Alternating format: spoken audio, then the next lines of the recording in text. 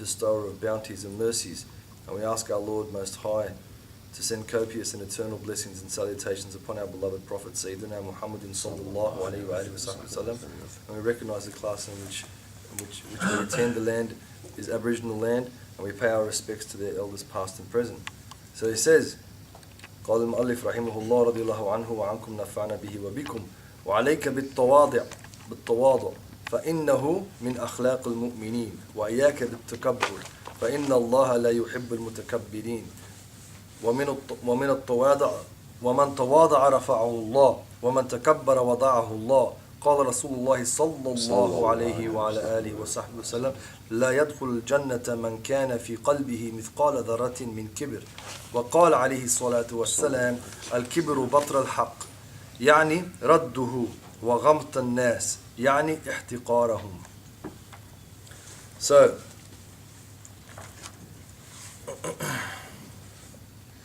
he says, be humble, for humility is the attribute of believers.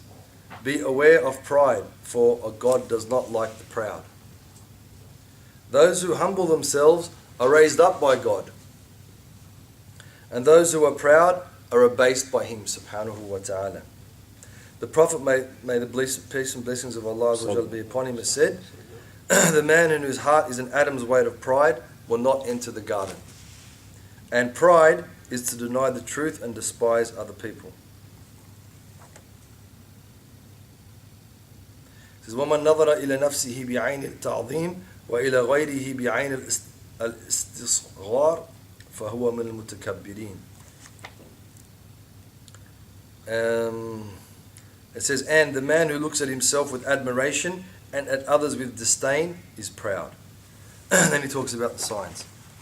So, it's actually a very clear paragraph. Doesn't really need too much explanation, interpolation. Because the tawadu, in essence, the reason why we're humble is that we don't control anything. We don't create anything. In essence, we don't destroy anything. Our humility is a sign of respect to the omnipotence of Allah subhanahu wa ta'ala and the greatness of Allah azza wa jal and the recognition of Allah subhanahu wa ta'ala's power and sovereignty over us as human beings. So anyone who has an authority or a sovereignty over them that is that powerful, how can they think that, or how can they think other than to be humble?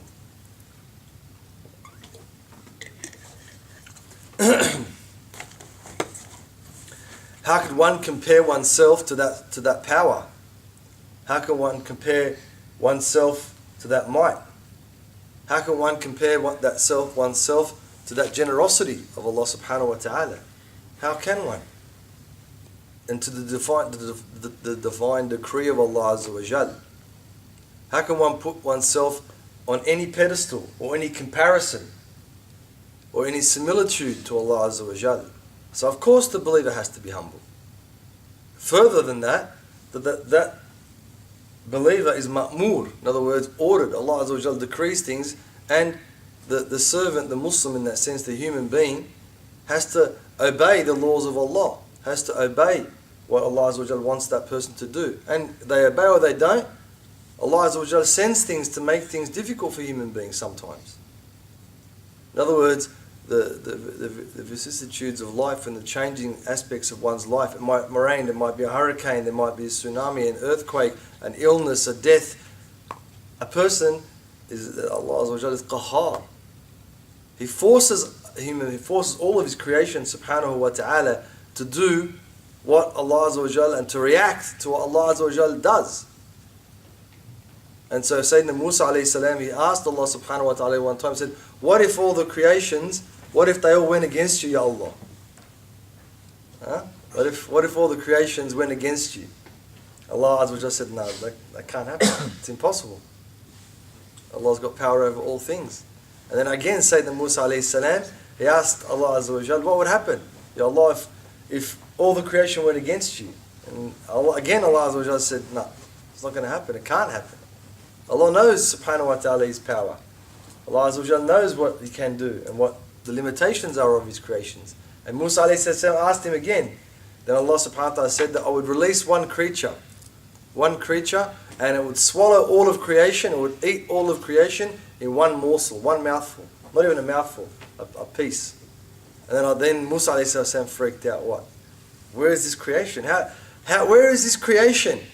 If this creation could eat the whole of creation, everything in existence, in one morsel, not even a mouthful, where is this thing? And he asked Allah Azza wa Jal. And Allah Azza wa Jal said, it's grazing in the fields of my knowledge. That's how massive Allah subhanahu wa ta'ala's knowledge is. That this thing that could swallow up all of creation, all of the whole universe, in other words, in one morsel, is constantly eating, grazing like a cow. It eats all day until it sleeps and then wakes up and keeps eating all day. They're grazing animals.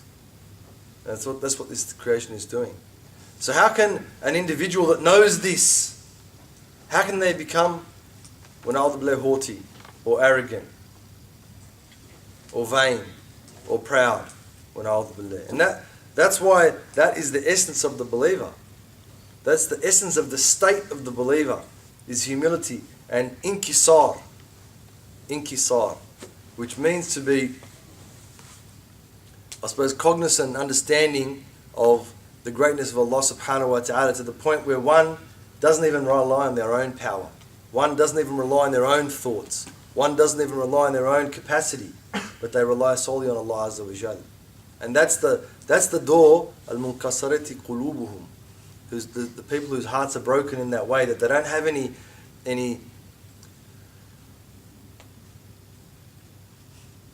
aspirations in that sense. Now, I don't mean absolute aspirations. Of course they do. They have aspirations with Allah. But they're in the state to accept whatever Allah Azza wa Jal decrees in any circumstance.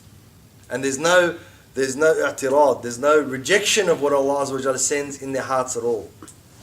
Because they understand their place. And they understand what Allah subhanahu wa ta'ala's place is. So that's the essence of humility for the human being, because it relates to Allah Azza wa Jal.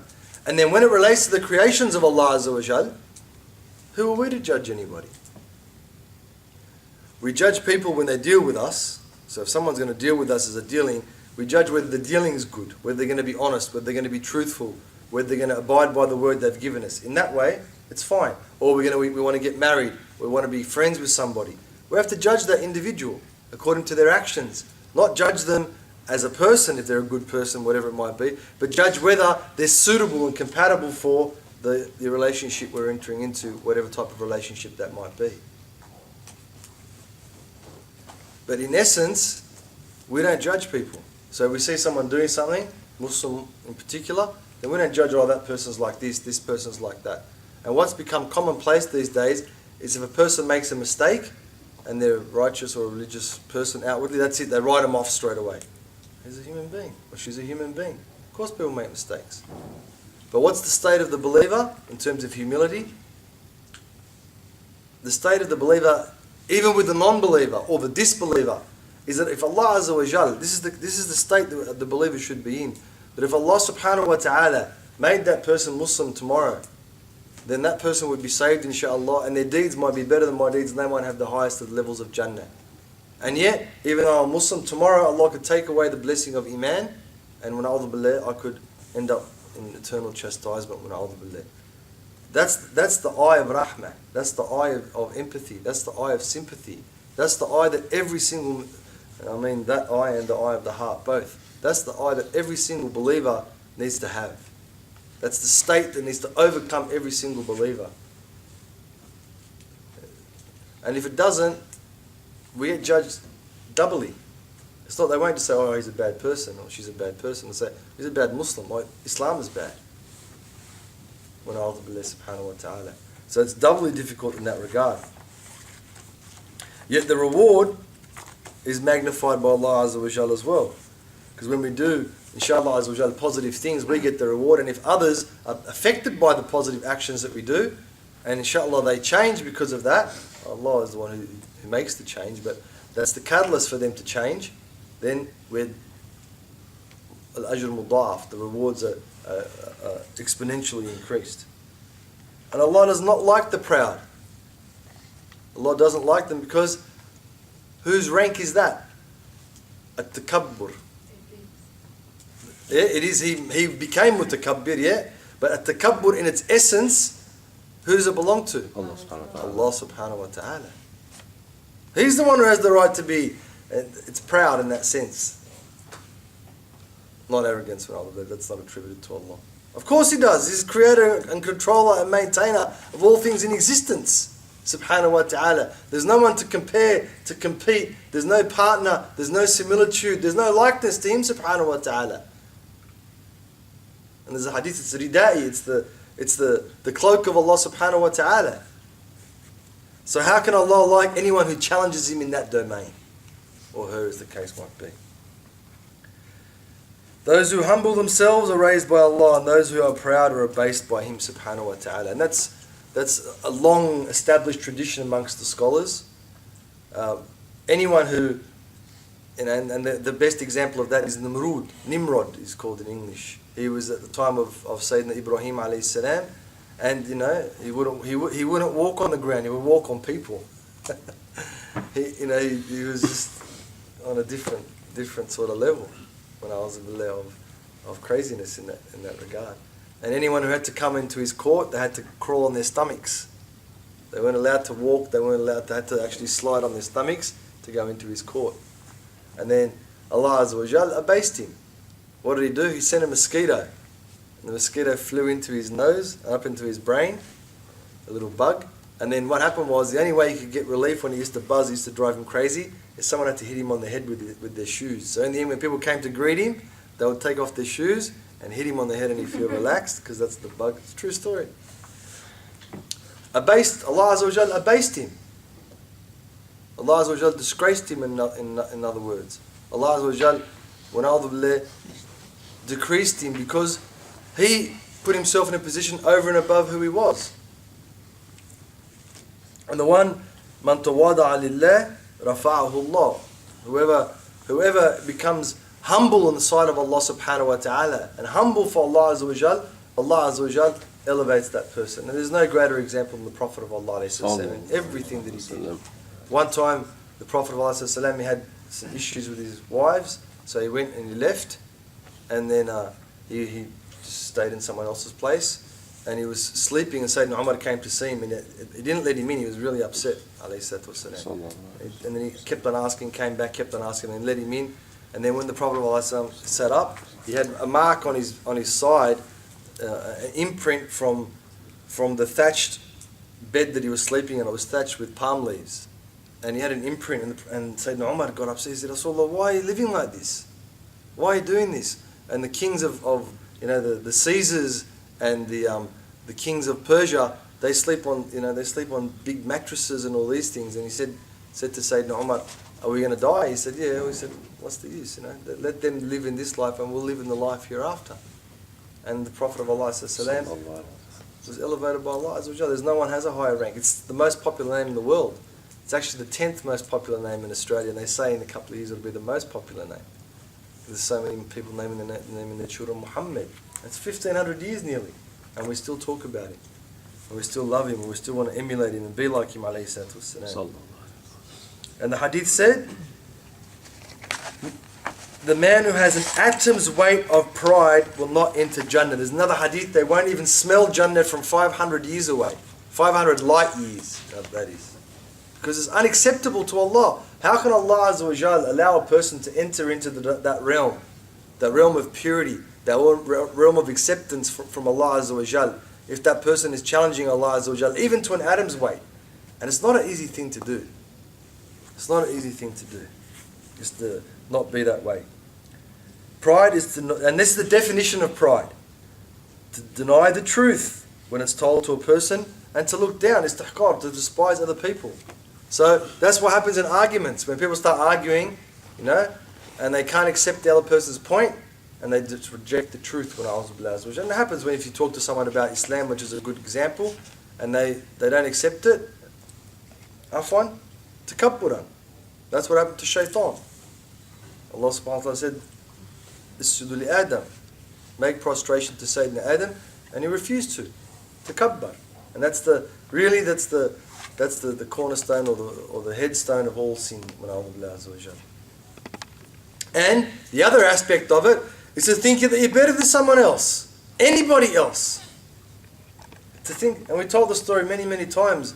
Imam al-Aidarus, Abu Bakr al-Adani, his dad trained him and taught him all the sciences, and then when he was about 17, he said, okay, go and find someone, go to the town and find someone who's worse than you. He looked around, he found a drunkard, and he said, I'll take him back to my dad. And then he's like, well, this guy, he could repent to Allah tomorrow or now, and Allah will make him better than me. So he left him. Then he went to a prostitute, and then he saw her and he said, same thing. Then he saw a dog. Well, it wasn't just a normal dog. It was a dog that had scabies and it had all these all these ailments and things. So it was sick. Had even its fur was half falling off, and he was going to take it back. He said, "What do you mean? The dog, animals when they die and they go to get judged, they just turn into dust. But the human being, if they've done the wrong thing, they burn for eternity in hell." So he came back and then he said to his dad, "I'm the worst person. I couldn't find anyone worse than me." He said, "Now you're ready," and he sent him to Aden, from Tarim to Aden to start his practice of the deen.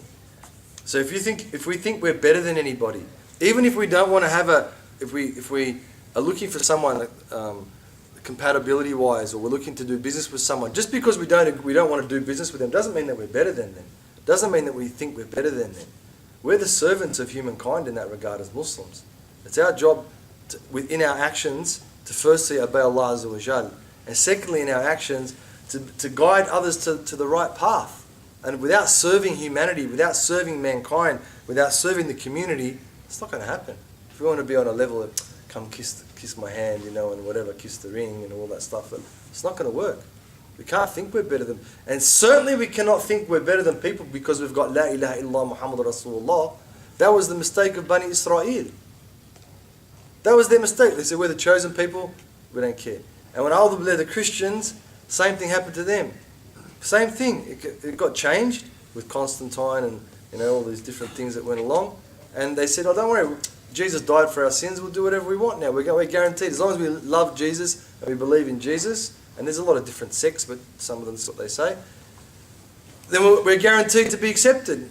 And now that's what we're saying. Alhamdulillah, I'm Muslim. Alhamdulillah, I'm Muslim. What do you mean, Alhamdulillah, you're Muslim? Is that it? Stops there? Doesn't stop there. So we don't want to fall into that trap either, because we're Muslim, we think that we're better than someone else, or that we're mu'min, or that we study, or that we wear sunnah, or that we wear hijab, or we grow a beard, or... We can't do that. Allah doesn't compare you to anybody else. Allah doesn't judge you in comparison to anybody else. Allah judges each individual person according to their capacity and ability.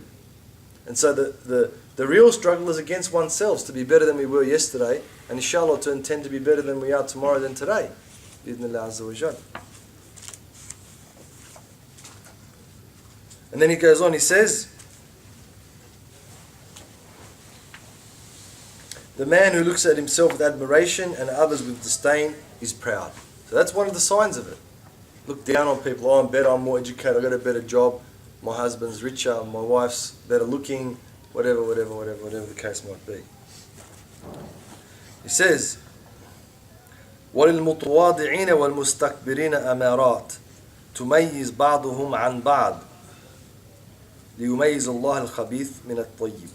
And then he says, there are signs which distinguish the humble from the proud.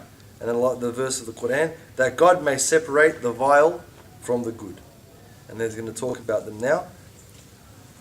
فَمِنْ أَمَارَاتِ التَّوَاضِعِ حُبُّ الْخُمُولِ وَكَرَاهِيَةِ الشُّهْرَةِ وَقُبُولِ الْحَقِّ مِمَّنْ جَاءَ بِهِ مِنْ شَرِيفٍ أَوْ وَضِيعٍ.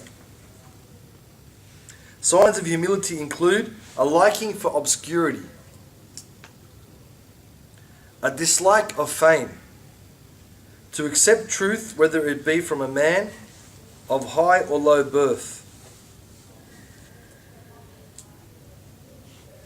ومنهم محبة الفقراء ومخالطتهم ومجالستهم.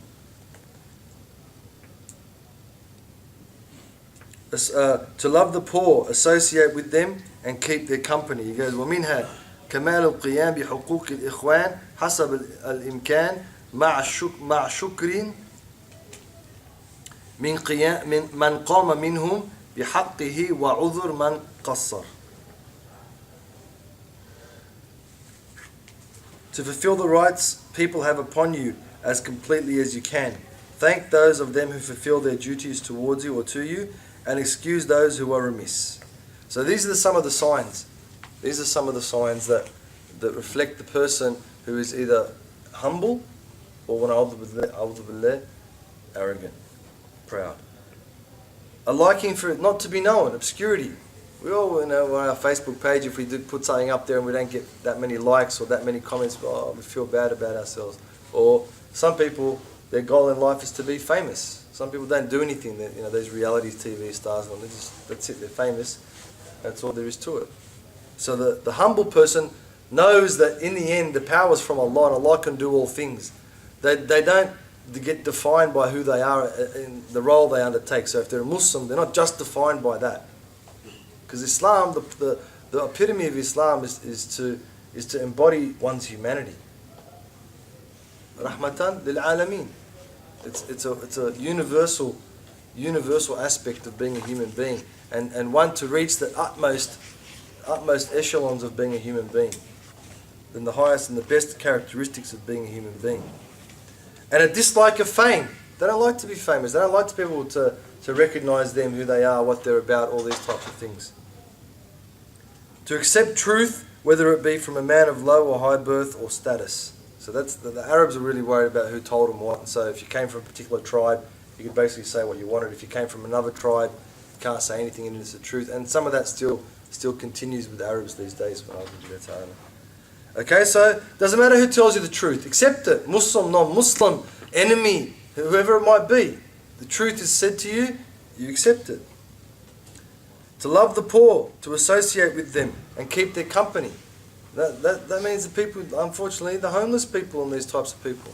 People who don't have status as well. So that means if you see a homeless person on the street, don't pretend like you didn't see him. Don't feel in your heart something ishma'zaz, like you're, repelled by them, or you just, why? You don't know who they are. They could be a friend of Allah Azza wa Jal, a wali of Allah. You don't know. You don't know who they are. And poor meaning also those who don't have high status, that aren't popular, that don't have, 20,000 friends on Facebook, or whatever the case might be, or flash car, or dress nice, or whatever those things. All those aspects to it. So you have not only to love them, but to associate with them, and to keep their company. And the Prophet ﷺ used to make that dua to Allah Azza wa Jal, to fulfill the rights people have upon you as completely as you can. Because if a person thinks they're better than someone, they won't fulfill their right towards that person. So that means your parents fulfilling their rights, your brothers, your sisters, older and younger, your neighbours, your workmates, your classmates, your students if you're a teacher, your teachers if you're a student, all the different people around you. That's part of humility. And of course the intention to do it for Allah Azza wa Jal. Thank those of them who fulfill your duties to you. Many people don't thank people. They get a gift, they get an assistance, they get something. I don't want to thank anyone. That's it. I'm too good. I deserve it. I deserve it. Deserve this award. And excuse those who are remiss. So if someone's, they couldn't stand by you, they couldn't be there for you, maybe they had a reason. Don't hold it against them for the rest of your life, have a grudge, which happens. People have been friends for 20 years, over some little tiny thing, they have a falling out and they're not friends. How's that the case? It was a pretty shaky 20-year friendship then. If over one little thing it just fell apart, you can't give your brother or sister an excuse. Signs of pride. ومن أمارات التكبر وحبة التصدر في المجالس والمحافل والتقدم على الأقران وتزكية النفس والثناء عليها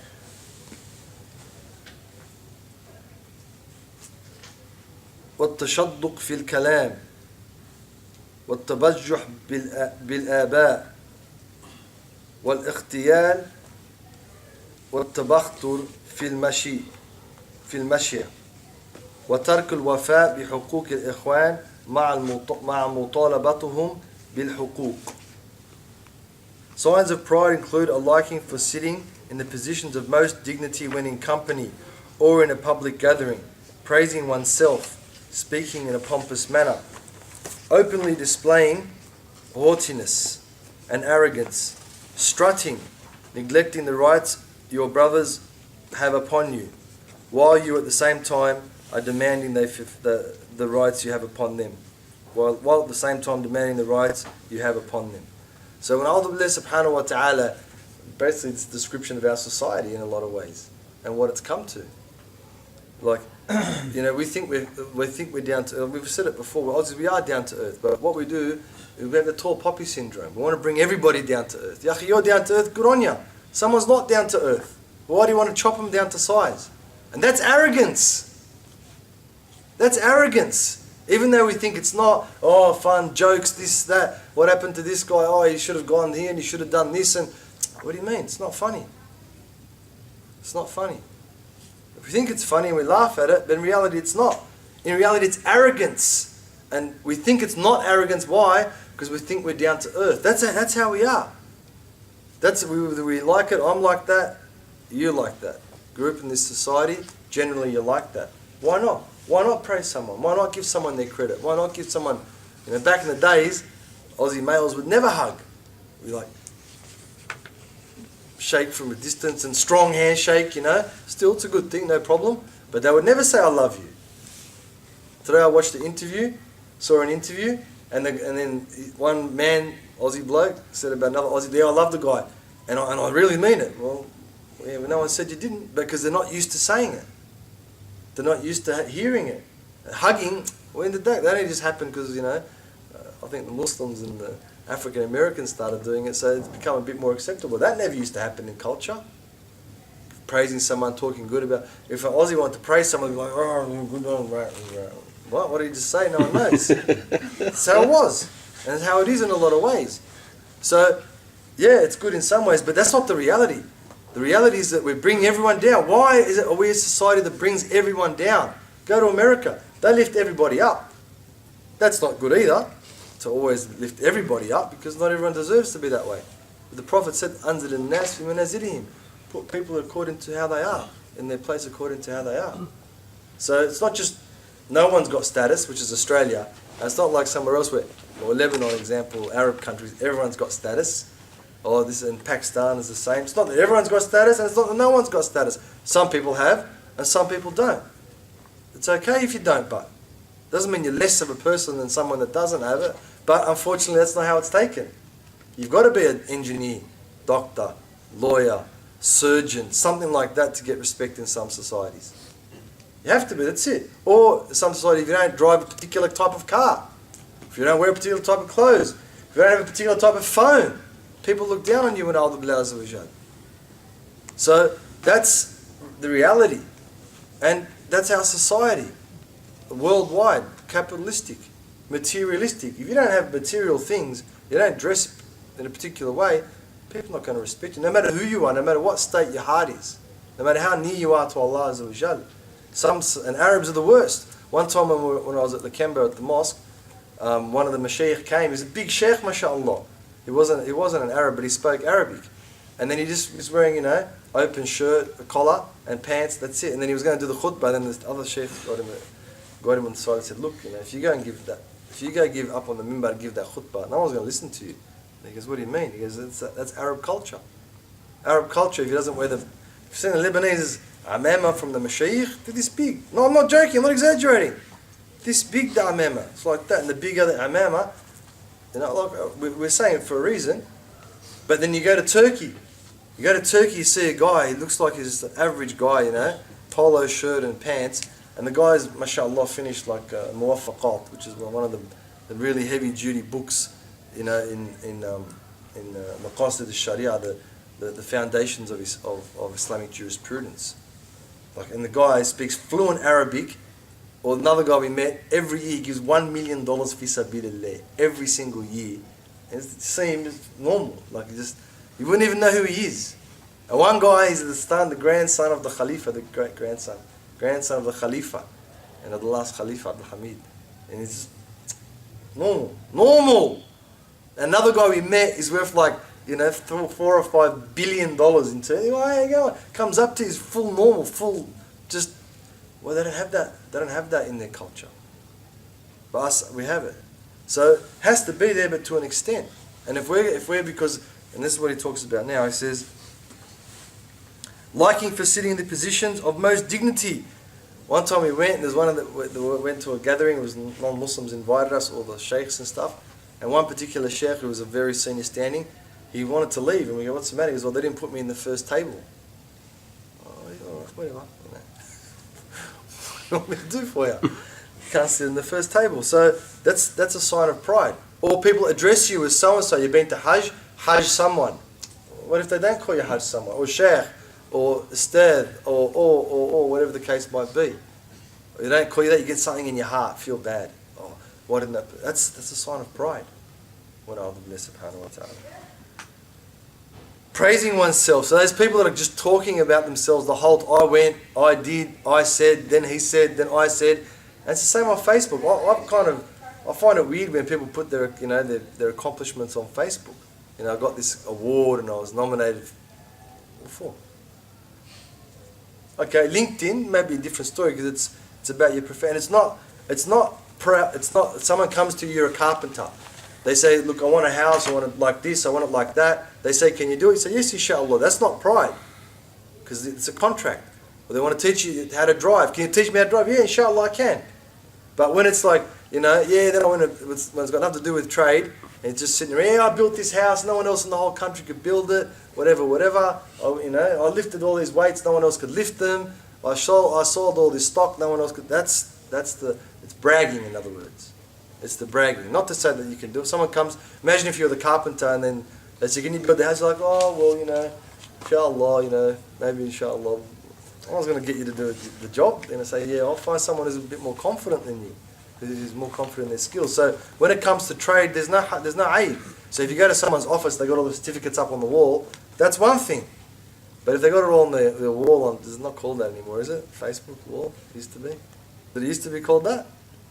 Still called that. They got it on their Facebook wall. What for? On the LinkedIn wall, all right, different. LinkedIn's a business platform where people look for connections to do trade and business. Different story. So you got to be careful when you do it. You got an award for whatever.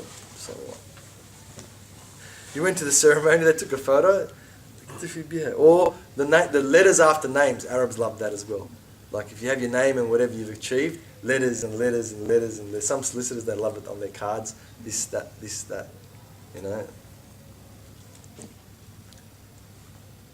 On your card, like it's a different thing as well. But everywhere you go and every time you sign off and it's a different story.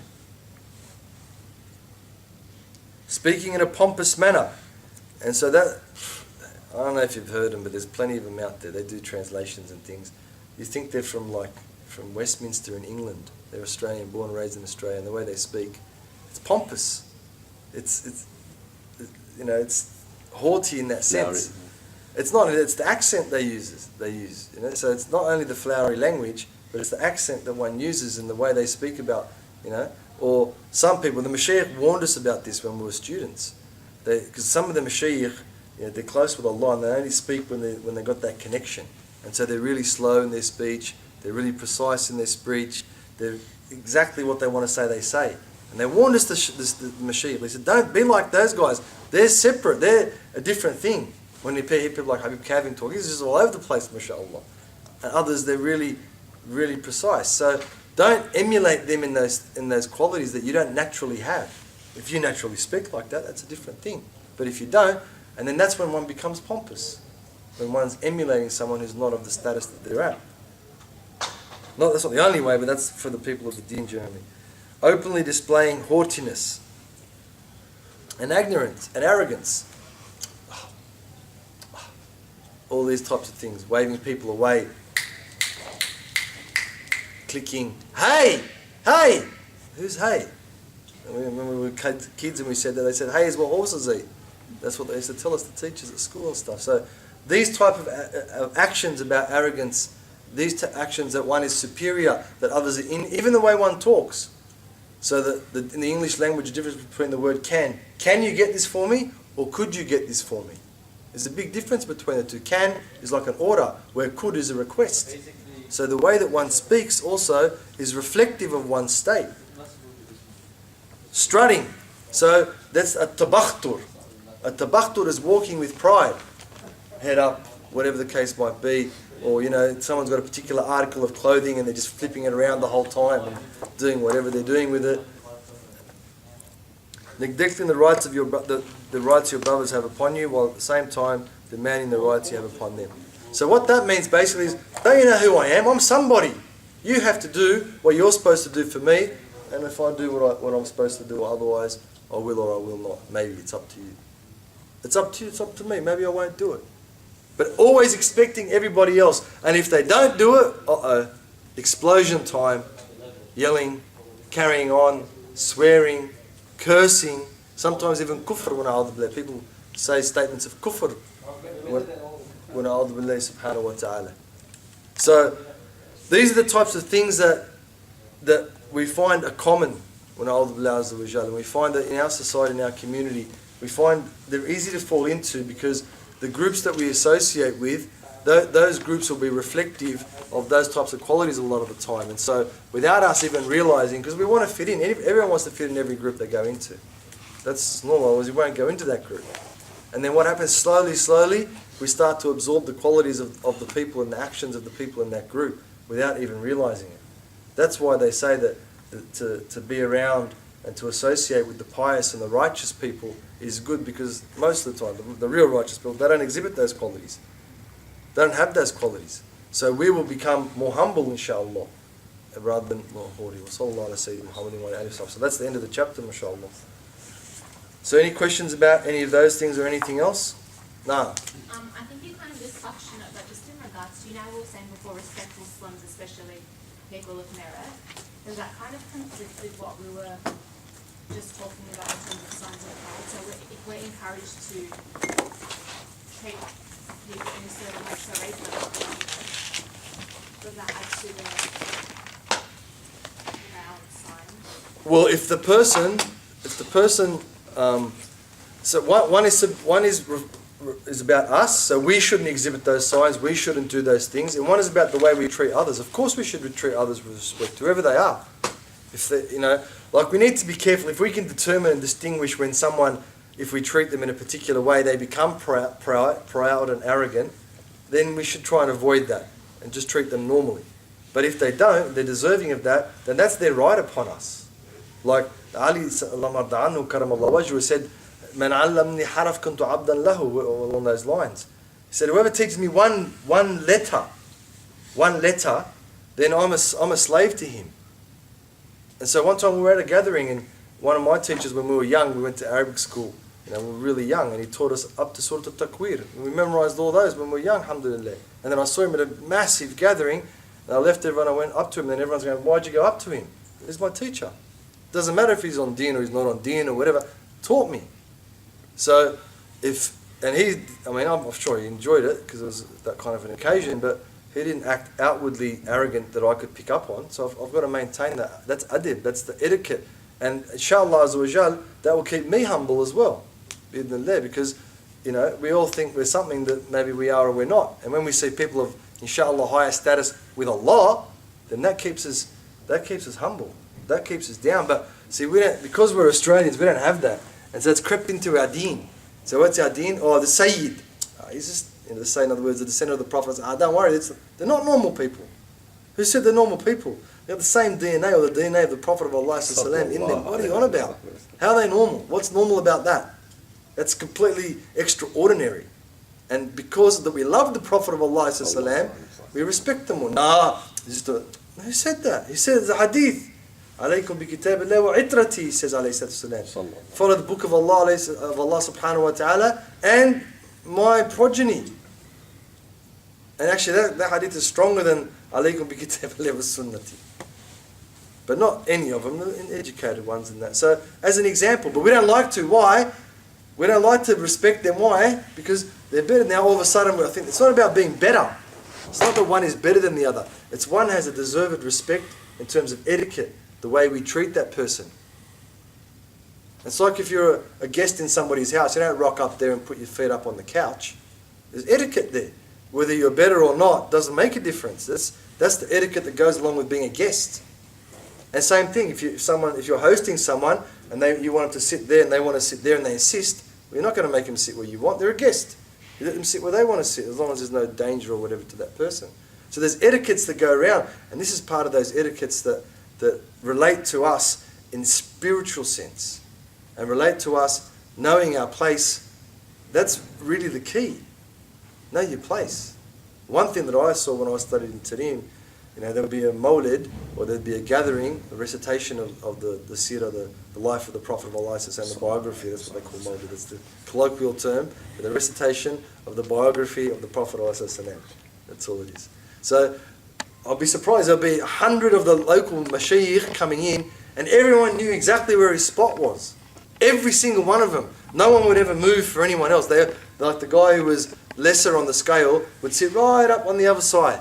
And no one would tell him to sit there. He knows, subhanAllah. And then someone who was, a bit heavier, a bit higher in status, would come and sit right towards the middle. And no one would ever be told. And some of them are really humble. They would sit in the crowd where we were sitting, and then the conveners of the gathering would say, no, you got to sit here. So that hierarchy, the Prophet ﷺ used to do that. He used to put Sayyidina Umar, Sayyidina Abu Bakr, these people towards the front, because they've earned it. They've done something. They've got a status with Allah subhanahu wa ta'ala. The Prophet of Allah ﷺ, he knows whose people's status. He knows where people's status is with Allah Azza wa Jal. So yeah, it's good for us to do those things because it breaks the nafs. Maybe you don't want to. Maybe you don't want to say hello to mother, father, whatever. You don't want to give those people. Older brother, older sister. The hadith says that your brother is like your father, and your older brother is like your father. That's the respect you should give your older brother. And your older sister is like your mother. That's the respect you should give your older sister. Well, we may not like to do it, but that's what the Prophet, that's the hadith, that's what it says. That's the respect we should give. Alright? Any other questions about that or anything else? Don't ask me after, ask me now. Don't ask me after the class. Ask now's the time, don't be shy. Now. Okay, I have one more. How we were saying about speaking in a pompous manner, just like from my own personal experience, there's sometimes that stereotype of Muslim females not being educated. Like sometimes I want to put it on to say, hey, I'm not dumb. Like, is that a bad intention? Look, the point is, what is your heart happening? What's happening inside your soul? How are you feeling? Are you doing that to show you're better than other people? Or are you doing that as a da'wah purpose to show that, look, we're not. And it's not, being pompous in speech is not limited to the type of words they use, the vocabulary. It's not just about that. It's the way in which you speak, the way in which you pronounce your words. And some people are like, I've heard Aussies, they speak like that. I'm like, what, dude? Are you serious? You're an Australian. Speak like an Australian. Oh, if you lived in England for 5 years, all right. But it's the pomposity. What for? To show that they're educated, or to show that they're intelligent, or to show that they're different to other people, or whatever it might be. So that's what it really is, to show they're different to be better. Really, that's what it is. But what for? If you're educated, if you're an educator, and here's the other one. I get this email the other day from this dude. He's not an educated guy, but he knows he's speaking to a lawyer, so he wants to speak educated. I have no idea what the bloke's saying. He's trying to use all these, these verbose words and this. Habibi, just tell me who you are and what you're about, and I'll be able to help you. But I can't make heads or tail of the email that you sent me. I don't know what's going on. Like, he's got all these huge words, but none of them match. It doesn't make sense, this whole email. So that's the type of thing. Akhi, and you're a labourer, it's fine to be a labourer. There's honour in that. Our deen honours. The Prophet ﷺ, when he came into the mosque, he came and he saw a man and he shook his hand, and he felt his hand was very rough. He said, how come your hands are so rough? He goes, I'm a labourer and I work, And he got his hands, and he kissed them.